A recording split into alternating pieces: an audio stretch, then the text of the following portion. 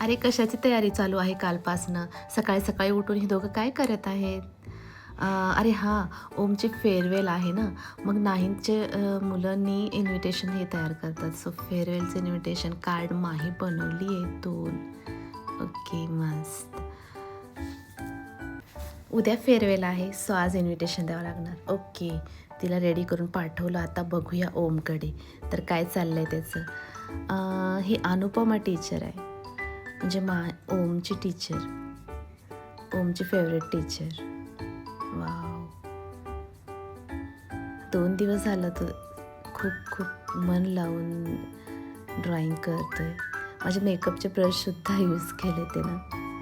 स्कूलमध्ये सगळ्यांनी त्याचं खूप कौतुक केलं, मॅडमनी पण खूप कौतुक केलं.